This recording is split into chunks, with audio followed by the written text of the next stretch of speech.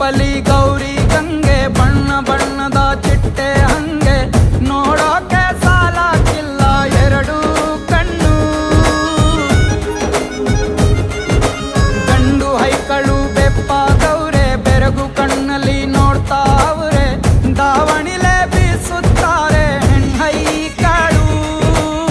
ರೊಟ್ಟಿ ಊಟ ಉಣ್ಣಂಗಿಲ್ಲ, ಹಬ್ಬದೂಟ ತಳ್ಳಂಗಿಲ್ಲ, ನೆಂಟ ಜಗಳ ಆಡಂಗಿಲ್ಲ ನಮ್ಮ ಊರಲ್ಲಿ.